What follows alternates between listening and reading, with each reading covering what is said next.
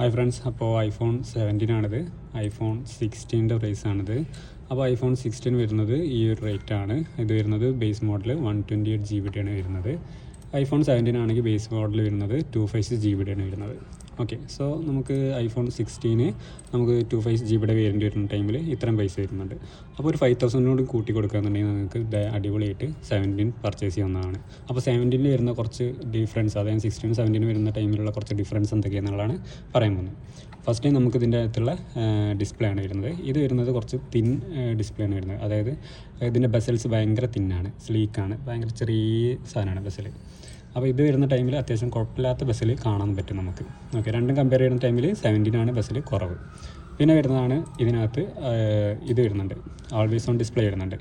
അതേപോലെ തന്നെ 120 Hz refresh റേറ്റും വരുന്നുണ്ട് ഇതിൻ്റെ ഡിസ്പ്ലേയിൽ. മാത്രമല്ല ഇതിൻ്റെ സൈസ് ഇത്തിരി കൂടുതലാണ്.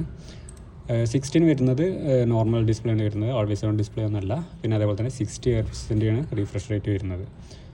പിന്നെ വരുന്ന കാര്യം എന്ന് പറഞ്ഞാൽ 17 കുറച്ചും കൂടി ബിഗർ ബാറ്ററി കൊടുക്കുന്നുണ്ട്. പിന്നെ അതേപോലെ തന്നെ 48 MP ക്യാമറാസ് വരുന്നുണ്ട്. ഫ്രണ്ടിലാണെങ്കിൽ സ്ക്വയർ സെൻസേർഡ് ഒരു ക്യാമറയാണ് കൊടുത്തിട്ടുള്ളത്. അത് വെച്ചിട്ടാകുമ്പോൾ നമുക്ക് സെൻറ്റർ സ്റ്റേജ് നമുക്ക് അവൈലബിൾ ആണ്. അപ്പോൾ ഇത്രയും ഡിഫറൻസാണ് മെയിൻലി നമുക്ക് ഇതിനകത്ത് കമ്പാരിറ്റീവ്ലി പറയാനുള്ളത്. പിന്നെ സെയിം ആക്ഷൻ ബട്ടൺസ് വരുന്നുണ്ട്. പിന്നെ അതേപോലെ തന്നെ ക്യാമറ കൺട്രോൾ ബട്ടൺ വരുന്നുണ്ട്. അങ്ങനെ എല്ലാ കാര്യങ്ങളും സെയിം ആണ് വരുന്നത്. വലിയ ഡിഫറൻസ് ഒന്നും അതിനകത്തൊന്നുമില്ല. അപ്പോൾ മെയിൻലി നമുക്ക് ഈ ഒരു ഡിസ്പ്ലേ പാർട്ടിലാണ് കൂടുതൽ ചേഞ്ചസ് ഉള്ളത്.